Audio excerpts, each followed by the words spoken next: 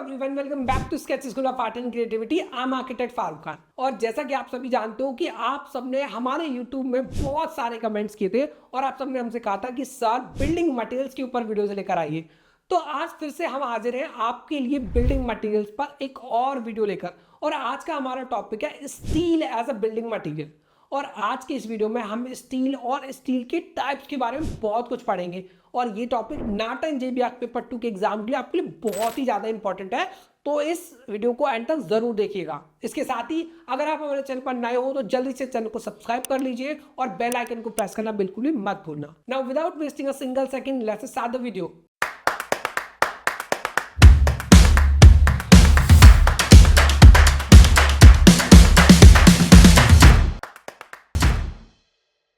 Steel एक ऐसा material जिसको आपने कभी ना कभी किसी ना किसी कंस्ट्रक्शन साइट पर जरूर देखा होगा। इस मटेरियल का यूज डिफरेंट फॉर्म्स में किया जाता है। अगर मैं बात करूं गार्डर्स की तो आपने आई सेक्शन बीम्स देखे होंगे। अगर मैं बात करूं रीइंफोर्समेंट बार्स की, जिनको आप स्टील बार्स भी कहते हो, उनको भी आपने देखा होगा, राइट। तो स्टील का बहुत तरीके से यूज किया जाता है एक बिल्डिंग को बनाने में, राइट। अगर मैं बात करूं डोर के फ्रेम के बारे में तो आज के टाइम पर हम वुडन के फ्रेम बनाते हैं, लेकिन पहले हम स्टील के फ्रेम्स भी बनाते थे।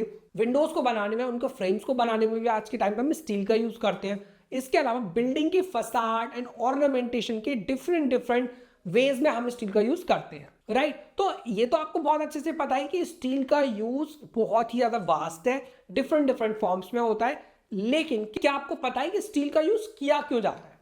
तो आज के इस वीडियो में मैं आपको पूरा डिटेल से समझाने वाला हूं कि स्टील बेसिकली क्या होता है, इसका यूज हम क्यों करते हैं, ऐसी कौन सी स्पेशलिटी है जिसकी वजह से इसी का हम यूज कर रहे हैं, क्या ऐसा कोई ऑप्शन अवेलेबल नहीं है जिससे इसको रिप्लेस किया जा सके, क्योंकि अभी तक लास्ट 100 से 200 ईयर्स में इसका कोई भी रिप्लेसमेंट हमें देखने को नहीं मिला है। हर तरह की बिल्डिंग में इसका यूज हमें देखने को मिलता है, चाहे फिर बिल्डिंग रेजिडेंशियल हो या फिर वो कमर्शियल हो। तो देखो, सबसे पहले हम समझ लेते हैं कि स्टील होता क्या है। स्टील आपका एक बिल्डिंग मटेरियल है और इस स्टील के अगर हम इंग्रेडिएंट्स की बात करें तो इसमें आपको 2 इंग्रेडिएंट्स देखने को मिलते हैं, राइट। पहला होता है आपका मोस्ट इंपॉर्टेंट आपका आयरन, राइट। अब ये जो आयरन है, अब ये कितना % इसमें हो सकता है, तो इसके अंदर मैक्सिमम 98% तक अप्रोक्स वैल्यू बता रहे हैं। इससे थोड़ा और भी हो सकता है, 0.1 0.2 और नीचे भी हो सकता है, राइट। लेकिन इसका जो परसेंटेज रहेगा वो इसी के आसपास रहेगा। तो इसका मतलब क्या है कि मेजर जो परसेंटेज है स्टील के अंदर वो क्या है आपका आयरन। अब सेकंड होगा आपका कार्बन। अब कार्बन कितना रहेगा आपका 2% के आसपास रहेगा, राइट। ये 2.14% भी हो सकता है, 2.04% भी हो सकता है, लेकिन आपका इसके आसपास ही ये वैल्यू रहेगी, राइट। अब आप सोच रहे हो कि क्या आयरन और कार्बन नहीं होते स्टील के अंदर? तो ऐसा बिल्कुल नहीं है। इनके अलावा और भी मेटल्स या फिर अलॉयज इसके अंदर हो सकते हैं, राइट। अब उनका जो परसेंटेज है वो थोड़ा सा डिफर कर सकता है। मान लीजिए कि स्टील के अंदर कोई थर्ड एलिमेंट और है, राइट, तो उसका परसेंटेज 0.01% हो सकता है, राइट। लेकिन ये जो थर्ड वाला एलिमेंट की हम बात कर रहे हैं, इन दो के अलावा जो और एलिमेंट्स की हम बात कर रहे हैं वो नंबर्स में ज्यादा भी हो सकते हैं, बट उनका जो परसेंटेज है वो बहुत ही कम होगा, ऑलमोस्ट निग्लिजिबल आप कह सकते हो, राइट। तो मेजर आपके इंग्रेडिएंट्स क्या होते हैं? आयरन और आपका कार्बन। तो इन दोनों से मिलकर बनता है आपका मेजरली स्टील। स्टील एक वर्सेटाइल मटेरियल है। इसका मतलब है कि स्टील को आप किसी भी फॉर्म में डिफरेंट वेज में यूज कर सकते हो, राइट। अगर हम आज के टाइम पे देखें तो जितना भी हमारा मेजर कंस्ट्रक्शन है, चाहे अगर हम बात करें किसी इंस्ट्रूमेंट की या किसी इक्विपमेंट की या बिल्डिंग में यूज होने वाले रीइंफोर्समेंट की, वहां पे आप स्टील का यूज आपको देखने को मिलता है। अब आपने क्या समझा कि स्टील आपका क्या है? बेसिकली एक वर्सेटाइल मटेरियल है, राइट। एक से ज्यादा पर्पस के लिए यूज होगा। अब इसका यूज क्यों किया जाता है? तो देखो, स्टील का बेसिकली एक ऐसा स्पेशलिटी है जिसकी वजह से हम इसको यूज करते हैं, और उस स्पेशलिटी का नाम है इसकी टेंसाइल स्ट्रेंथ। अब देखो, टेंसाइल स्ट्रेंथ क्या होता है बेसिकली, तो अब मैं आपको एक बहुत ही सिंपल और छोटा सा एग्जांपल देकर समझाता हूं। अब देखो, मान लो कि ये एक बीम है, राइट, और इस बीम को मैंने 2 सपोर्ट से सपोर्ट किया, राइट। अब इसको हम मान लेते हैं कि सपोर्ट 1, राइट, और इसको हम मान लेते हैं सपोर्ट 2। अब ये जो आपका हॉरिजॉन्टल मेंबर है जिसको हम बीम कहते हैं, अब मान लो कि इसके ऊपर मैंने एक लोड लगाया, राइट। अब ये लोड मान लो कि ये x यूनिट था, राइट। लोड क्या है आपका x यूनिट है। अब देखो अगर ये x यूनिट लोड इतना रहेगा, राइट, तो हो सकता है कि ये प्रॉपर इसी कंडीशन में रहे। लेकिन अगर मैं एक कंडीशन के बाद इस लोड को बढ़ाता जाऊं तो क्या होगा कि धीरे धीरे ये लोड आपका बढ़ता जाएगा। तो हो सकता है कि ये सपोर्ट्स अच्छे से उसको ट्रांसफर ना कर पाए, ये बीम आपका कमजोर पड़ जाए। तो क्या होगा कि सपोर्ट्स आपकी कितनी भी मजबूत हो, लेकिन क्योंकि बीम इस लोड को लेने में वीक है, तो क्या होगा कि वो डिफ्लेक्ट होना स्टार्ट करेगा। तो क्या होगा कि बीम में आपको डिफ्लेक्शन देखने को मिलेगा, यानी कि बीम आपका क्या होगा कि कुछ इस तरीके से आपका बीम हो जाएगा, राइट। अब बीम में डिफ्लेक्शन आ गया, वो बेंट हो गया, तो अब क्या होगा कि अब आप देखोगे कि इसका जो टॉप सरफेस था ये वाला पार्ट, तो यहाँ पे आप देखो कि ये कॉन्ट्रैक्ट हुआ है, यानी कि इसका जो साइज है वो क्या है, कम हुआ है, यानी कि वो कंप्रेस हुआ है। अगर आप बॉटम वाले पार्ट को देखोगे तो उसमें आपको देखने को मिलेगा कि ये जो पार्ट है ये आपका स्ट्रेच हुआ है, इसका जो साइज है वो क्या है, बड़ा है। तो आप देखोगे कि अगर मैं इस बीम को टू पार्ट्स में डिवाइड करूं, राइट, यहां से मैं एक पार्ट ले लेता हूं neutral axis, right. Neutral axis क्या है, जहां पे आप 0 मान के चलो, तो आप देखोगे कि न्यूट्रल एक्सिस के जो ऊपर वाला पार्ट था, राइट। अब मैं इसको एक थोड़ा और सिंपल ड्रॉ करके आपको यहां दिखा देता हूं। तो आप ऐसे मान के चलो कि जो आपका ऊपर वाला पार्ट होगा बीम का न्यूट्रल एक्सिस के ऊपर, वो आपका किस में आएगा, that will be under the compression, क्योंकि वो कंप्रेस हो रहा है। लेकिन जो नीचे वाला पार्ट है वो क्या आपका टेंशन में जाएगा, राइट, वो आपका टेंशन में होगा।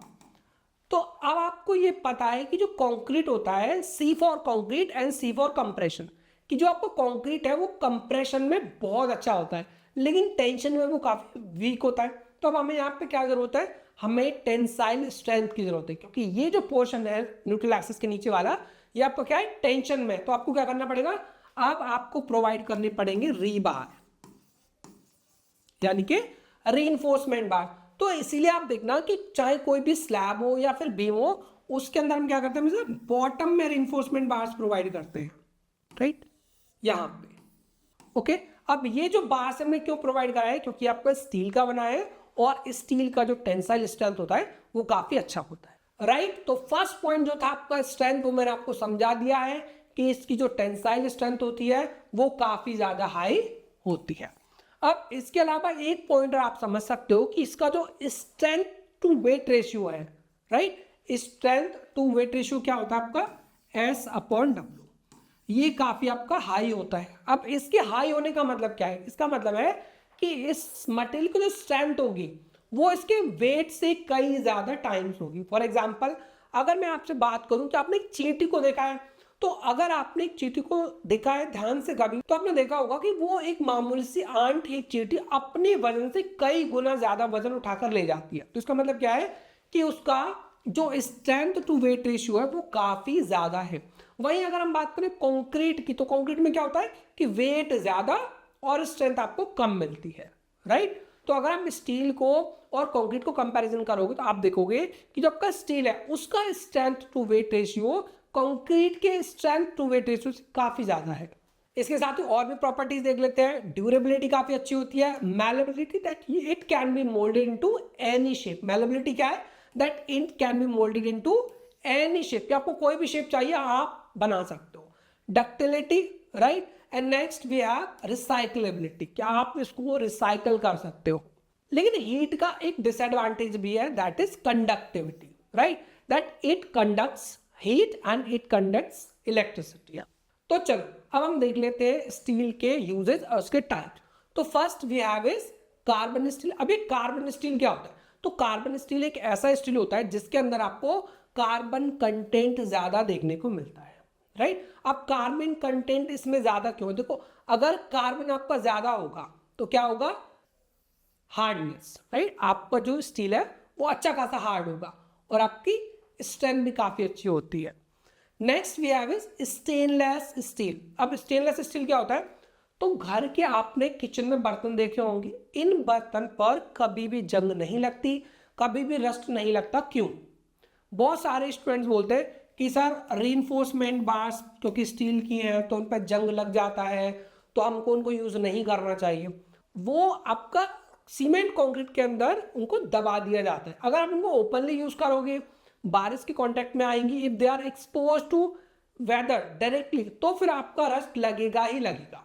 बट हाँ, अगर आप उनको कंक्रीट के अंदर एम्बेड कर रहे हो तो फिर आपको उनके ऊपर कोई भी लेयर चढ़ाने की, कोई भी मटेरियल अप्लाई करने का ज़रूरत नहीं है। अब हम बात कर रहे थे स्टेनलेस स्टील की, तो देखो ये स्टेनलेस स्टील का मतलब क्या हुआ कि ये जो स्टील है ये स्टेनलेस होगा, मतलब इसमें कोई दाग धब्बा, कोई रस्ट नहीं लगेगा। तो इसका मतलब क्या है? इसका मतलब है कि इसको आप वाटर के साथ भी यूज़ कर सकते हो, यानी कि वाटर के कॉन्टेक्ट में आएगी तब भी इस पर रस्ट नहीं लगेगा। अब ऐसा हुआ क्यों? ऐसा इसलिए हुआ कि जब हमने इसको बनाया तब हमने इसमें ऐड किया आपका क्रोमियम। तो स्टेनलेस स्टील में रस्ट क्यों नहीं लगता है? क्योंकि आप इसमें ऐड करते हो chromium. Now the third type of steel we have is alloy steel. अब आपका अलॉय स्टील क्या है? तो ये है आपका एक अलॉय, राइट। अब अलॉय में क्या है कि इसका मतलब इसमें आयरन, कार्बन, निकल, कॉपर, ये सारे आपको मेटल देखने को मिलते हैं। तो अब क्योंकि ये अलॉय है तो ये काफ़ी ज़्यादा आपका स्ट्रॉन्ग भी होगा, राइट। इसकी आपकी स्ट्रेंथ भी ज़्यादा होगी, हार्डनेस भी ज़्यादा होगी। Next we have tool steel. ये एक ऐसा स्टील है जिसका मेन काम होता है टूल्स बनाने में, राइट। तो फिर आपका रिबिट हो या फिर आपका ब्लेड हो, इनको बनाने में आप यूज करते हो tool steel. Now the fifth we have is weathering steel, जिसको आप कॉटन स्टील भी कहते हो। अभी वेदरिंग स्टील क्या होता है या कॉटन स्टील क्या? तो देखो ये जो आपको रस्टिक अपीयरेंस जैसा दिख रहा है, ऐसा लग रहा है आपको जंग लग रही है, रस्ट लग रही है, तो इसी को हम कहते हैं वेदरिंग स्टील या फिर कॉटन स्टील। अब ये जो कॉटन का मतलब क्या है? इसका मतलब होता है कॉटन का कोरोजन रेजिस्टेंट, मतलब इस पर आपको जंग नहीं लगती। तो फिर आप सोचोगे सर बाहर ही इतना जंग लग गया, अंदर कैसे? तो देखो इस स्टील की खास बात होती है कि जब आप इसको इंस्टॉल करते हो तो इसकी आउटर लेयर अपने ऊपर एक रस्टिक अपीयरेंस बना लेती है, रस्ट जैसा लगा लेती है। तो उससे क्या होता है कि बाहर की जो लेयर रहेगी उस पर आपका ऐसा होगा कोरोजन जैसा, लेकिन अंदर वाला जो लेयर होगा दैट विल बी इंटैक्ट, उसमें कभी भी आपका रस्ट नहीं लगेगा। तो लाइफ बहुत ज़्यादा होती है, लेकिन क्योंकि आप इसको कलर नहीं कर सकते तो इसी वजह से इंडिया में इसको कम यूज़ करते हैं, बट इंडिया के बाहर इसको काफ़ी ज़्यादा यूज़ किया जाता है अपने रस्टिक अपीयरेंस के लिए, क्योंकि पेंट से छुट्टी मिल जाती है, पेंट आपको इस पर करना नहीं है तो आप फ्री हो जाते हो, राइट। बट इंडिया में इसको कम प्रेफर करते हैं। Now let's talk about the applications of steel कि कहाँ कहाँ इसका यूज़ होगा, राइट। तो आप क्या कर सकते हो? आप कोई भी फ्रेमवर्क बना सकते हो, रीबार्स के लिए इसका इस्तेमाल किया जाएगा, रूफिंग में आप यूज़ कर सकते हो, ब्रिजेस में आप इसको यूज़ कर सकते हो, और क्लैडिंग में भी आप इसका इस्तेमाल कर सकते हो। तो यूजेस बहुत कॉमन है, ऑलरेडी आप सब जानते हो, मैंने आपको ऑलरेडी एक्सप्लेन कर दिया है, राइट। आप एक और इसका यूज़ आप देखोगे, कभी भी आपने ये टावर्स तो राइट सबने देखे होंगे, इलेक्ट्रिसिटी ट्रांसमिशन के लिए यूज़ होते हैं। तो टावर्स बनाने में, या अगर हम बात करें किसी शिप के ऊपर एक टावर होता है जिसको हम मास्ट कहते हैं, तो उसको बनाने में भी इसका यूज़ किया जाएगा। स्टेयर्स, रेलिंग्स पर हमें देखने को मिलता है, बलूस्टर्स को बनाने में भी हम यूज़ करते हैं, पाइप्स एंड प्लम्बिंग में यूज़ किया जाएगा स्टील को, इंडस्ट्रियल बिल्डिंग अगर कोई बना रहे हैं वहाँ पे भी आप यूज़ करोगे। चलो अब हम बात कर लेते हैं स्टील के एडवांटेजेस की। तो स्ट्रेंथ काफ़ी अच्छा होगा, वर्सटैलिटी देखने को मिलती है, कंस्ट्रक्शन की स्पीड बहुत ज़्यादा होती है, 2 से 3 दिन के अंदर अगर आप प्री फैब्रिकेटेड कंस्ट्रक्शन कर रहे हो स्टील का तो आप अपना वेयर हाउस खड़ा कर सकते हो, राइट, वेयर हाउस पूरा बना सकते हो। And next sustainability.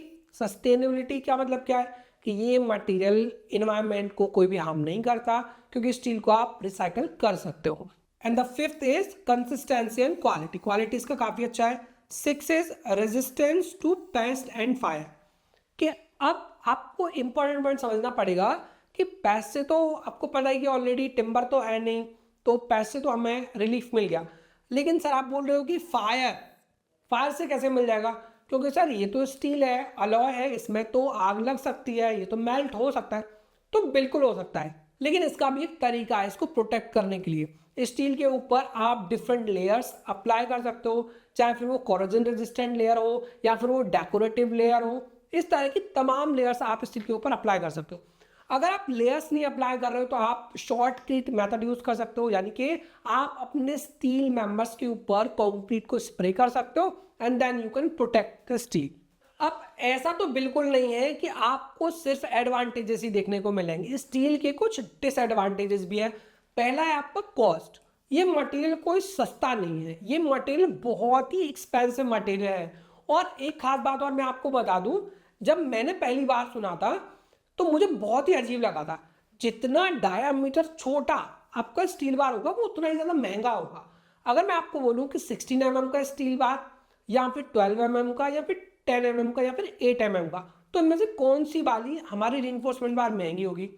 तो शुरू में सुनने पर आपको लगेगा कि सर जो 16 है जिसका डाया ज़्यादा है तो वो ज़्यादा महंगा होगा, but this is not true. Reinforcement bars के केस में, स्टील बार्स के केस में, जितना डाया आपका छोटा होगा, जो 8 mm की सरिया है उसका प्राइस बहुत ज़्यादा हाई होगा। अब इसका रीज़न ये है कि जब आप 8 mm का डायमीटर का रीबार बनाते हो तो उनको बनाने में आपको ज़्यादा मेहनत लगती है और कटिंग के प्रोसेस में काफ़ी ज़्यादा आपको चार्ज देना पड़ता है, आपका एक्सपेंडिचर होता है। इसी वजह से जो स्टील है उस पर जितना छोटा सरिया होगा डायमीटर का, जितना कम डायमीटर का, वो उतना ज़्यादा कॉस्टली होगा, राइट। ओवरऑल कॉस्ट की बात कर रहा हूँ तो भी वो बहुत ज़्यादा होती है। नेक्स्ट, थर्मल कंडक्टिविटी का प्रॉब्लम है, इट कंडक्ट्स हीट। कोरोजन का प्रॉब्लम है, अगर आप कोरोजन रेजिस्टेंट लेयर नहीं लगाओगे तो कोरोजन होगा। Fire proofing requirements, fire proof आपको खुद बनाना पड़ेगा, ऐसा नहीं है कि इसमें आग नहीं लगेगी, ये मेल्ट हो जाएगा, ये एक अलॉय है, राइट। तो आपको फायर प्रूफिंग करनी पड़ेगी, कोई आपको लेयर अप्लाई करनी पड़ेगी या फिर आपको शॉर्टक्रीट का मेथड यूज करना पड़ेगा। Now let's talk about fire proofing, ठीक है। फायर प्रूफिंग के बारे में बात कर लेते हैं, उसके बाद हम इंसुलेशन के लिए भी बात करेंगे। तो देखो, अगर आपको फायर प्रूफिंग करना है, मान लीजिए ये मेरा स्टील है, अब मुझे क्या करना है कि मुझे इसको फायर से बचाना, क्योंकि आग तो लगेगी, राइट। तो मैंने क्या किया कि मैंने अपने पूरे स्टील को कंक्रीट से कवर कर दिया। तब क्या होगा कि मेरा जो स्टील है अब वो डायरेक्टली फायर के कांटेक्ट में नहीं आएगा, राइट। मेरा जो कंक्रीट है वो फायर के कांटेक्ट में आएगा, तो मेरा स्टील यहाँ पर प्रोटेक्ट हो गया। इसके अलावा आप यूज कर सकते हो इंटुमसेंट पेंट। तो ये इंटुमसेंट पेंट क्या है? तो ये इंटुमसेंट पेंट बेसिकली ऐसा पेंट है जो आपकी स्टील को फायर से प्रोटेक्ट करेगा। अगर आग लगेगी तो काफी टाइम तक, 2 से 3 घंटे तक आपको जो स्ट्रक्चर होगा वो सेफ रहेगा। Next we have insulation. अब इंसुलेशन में आप क्या कर सकते हो? आप कोई भी लेयर अप्लाई कर सकते हो। फॉर एग्जाम्पल, अगर मान लो आपने स्टील का कोई भी बिल्डिंग बना लिया या स्टील का आपने कोई भी स्ट्रक्चर बना लिया, तो अब आपको क्या करना पड़ेगा? अब आपको उसके ऊपर कोई ना कोई कोटिंग लगाना पड़ेगा। फायर प्रूफिंग और इंसुलेशन के इसके अलावा और भी कौन कौन से ऑप्शंस हैं? देखो, इंटुमसेंट पेंट और शॉर्टक्रीट मेथड को हमें थोड़ा और डिटेल में कवर करना चाहिए था, और इनके अलावा बहुत सारे और भी मेथड्स हैं, लेकिन यूट्यूब पर उन सारे मेथड्स को हमारे लिए बता पाना बिल्कुल भी पॉसिबल नहीं है। इन सारे मेथड्स को, इंटुमसेंट पेंट हो या फिर कोटिंग की कोई टेक्निक हो, इन सबको हम अपनी लाइव क्लासेस में बहुत डिटेल में कवर कर सकते हैं। तो अगर आप डिटेल में पढ़ना चाहते हो, डिटेल में समझना चाहते हो, तो उसके लिए आप हमारी लाइव क्लासेस ज्वाइन कर सकते हो। स्क्रीन पर आपको एक नंबर दिख रहा होगा, आप इस नंबर पर डायरेक्टली में कॉल कर सकते हो और अपने लिए फ्री डेमो क्लास भी बुक कर सकते हो। और उस फ्री डेमो क्लास में आप इस टॉपिक से रिलेटेड कोई भी क्वेश्चन भी पूछ सकते हो अगर आपको कोई भी डाउट है तो। Now let's get back to the point. अब बात कर लेते हैं स्टील कंस्ट्रक्शन में होने वाले इनोवेशंस के बारे में, राइट। तो पहले आपका हाई स्ट्रेंथ स्टील। आज के टाइम में कितना भी बड़ा स्ट्रक्चर हो, चाहे बुर्ज खलीफा हो या फिर वो बुर्ज अल अरब हो, हाई स्ट्रेंथ स्टील आपका आ चुका है, राइट। इस स्टील को हम हाई राइज बिल्डिंग्स बनाने में यूज करते हैं। Next we have modular construction. Modular construction आपका क्या है कि मॉड्यूलर कंस्ट्रक्शन में आप क्या कर सकते हो कि इसमें आपको ऐसे यूनिट्स मिल जाते हैं जो ऑलरेडी प्री फैब्रिकेटेड है, राइट। तो आप उनका साइज, शेप अच्छा है, इजीली अवेलेबल है, स्ट्रेंथ भी अच्छी है, तो कंस्ट्रक्शन क्या आपका और भी ज़्यादा फास्ट हो जाता है। लेकिन मॉड्यूलर कंस्ट्रक्शन में आप क्या करोगे कि आप जितने भी इसके कंपोनेंट्स होंगे, जैसे मान लो वॉल है, कॉलम है, बीम है, ये आप सब क्या करोगे? आप इनको फैक्ट्री के अंदर बना के लाओगे एंड देन साइड पर आप इनको लाओगे and then they are assembled on the side. तो साइड पर आप इनको असेंबल कर लेते हो। Composite construction, right. अब कॉम्पोजिट कंस्ट्रक्शन में क्या होगा कि स्टील को तो आप यूज़ करोगे ही करोगे, पर इसके अलावा आप और भी मटेरियल्स का इसके साथ में यूज़ करोगे, चाहे फिर आपका कॉन्क्रीट हो, राइट, या इसके अलावा कोई और मटेरियल भी ऐसा हो सकता है। तो चलो, अब वीडियो के एंड में मैं आपसे कुछ सवाल पूछता हूँ। आप सबको इन सवालों का जवाब कमेंट सेक्शन में ज़रूर देना है। मैंने आपको यहाँ पर 3 ऐसी बिल्डिंग्स बताई हैं जो बहुत ही ज़्यादा पॉपुलर है और बहुत ज़्यादा फेमस है, और इनमें से कुछ तो मैंने आपको ऑलरेडी पढ़ाई भी है। अब आपको इन पिक्चर्स को देखकर आइडेंटिफाई करना है और कमेंट सेक्शन में इसका नाम मुझे बताना है, राइट। तो चलो, ये वाली बिल्डिंग कौन सी है ये आपको नाम बताना है, राइट। सेकंड, ये वाला building, and third way is this. ये तीनों बिल्डिंग बहुत ही ज़्यादा फेमस है और स्टील का इनमें बहुत ज़्यादा यूज़ किया गया है। तो जल्दी से कमेंट सेक्शन में कमेंट करके बताओ कि आपने इन बिल्डिंग्स को आइडेंटिफाई कर लिया या फिर नहीं कर पाए हो। So that's it for today's video. I hope कि आप सबको स्टील का आज का ये वीडियो बहुत ही ज़्यादा पसंद आया होगा। आज अपने स्टील और स्टील के टाइप्स के बारे में बहुत कुछ नया सीखा होगा और इसके साथ ही आपको पहले से ज़्यादा एग्जाम के लिए कॉन्फिडेंट फील हो रहा होगा। लेकिन अगर आप अपने एग्जाम में और भी ज़्यादा कॉन्फिडेंट फील करना चाहते हो तो आपको हमारी लाइव क्लासेस ज्वाइन करना चाहिए, क्योंकि जितनी अच्छी आपकी तैयारी होगी उतना ज़्यादा ही कॉन्फिडेंट आप फील करोगे और जितना ज़्यादा कॉन्फिडेंट आप फील करोगे और एग्जाम में उतना ही अच्छा आप परफॉर्म कर पाओगे। तो अच्छा परफॉर्म करने के लिए और एक टॉप आर्किटेक्चर कॉलेज का सपना पूरा करने के लिए आप ज्वाइन कर सकते हो sketch school of art and creativity. Sketch school of art and creativity एक ऑनलाइन इंस्टीट्यूट है, यानी हम घर बैठे इंडिया के किसी भी कॉर्नर से अपने नाटा इंजीनियरिंग या फिर पट्टू के एग्जाम की प्रिपरेशन को कंटिन्यू कर सकते हो। इसके साथ ही हमारी जो टाइमिंग्स है वो 8 PM से 10 PM है। इसका मतलब है कि आप अपने एकेडमिक्स के साथ में नाटा इंजीनियरिंग या फिर पट्टू के एग्जाम की प्रिपरेशन को कंटिन्यू कर सकते हो। और अगर आप ये देखना चाहते हो अपनी लाइव क्लास में कैसा पढ़ाते हैं, हमारी मेथोडोलॉजी क्या होती है, तो उसके लिए आप अपने लिए फ्री डेमो क्लास बुक कर सकते हैं। हमारी डेमो क्लासेस बिल्कुल फ्री है। स्क्रीन पर दिए गए नंबर पर आप हमें डायरेक्टली कॉल करके भी अपने लिए डेमो क्लास बुक कर सकते हो। इसके साथ ही आप डेमो क्लास हमारी वेबसाइट से भी बुक कर सकते हो। हमारी वेबसाइट है www.ssaceinstitute.in और जैसे आप हमारी वेबसाइट पर जाते हो आपको होम टैब पर जाना होगा और जैसे आप होम टैब पर जाते हो नीचे आपको book of free demo class का टैब देखने को मिलता है। अब बस करना आपको इतना ही कि आपको इस टैब पर दिए गए डिटेल्स को अपने फिल करना है और जैसे ही आप इस फॉर्म को सबमिट करते हो तो बुक हो जाती है आपके लिए फ्री डेमो क्लास। और क्योंकि हमारी डेमो क्लास बिल्कुल फ्री है तो फिर देर किस बात की, जल्दी से फोन या फिर लैपटॉप उठाइए और बुक कर दीजिए अपने लिए फ्री डेमो क्लास। तो आज की वीडियो में सिर्फ इतना ही, मिलता है नेक्स्ट वीडियो में, तब तक के लिए bye bye everyone, have a good day.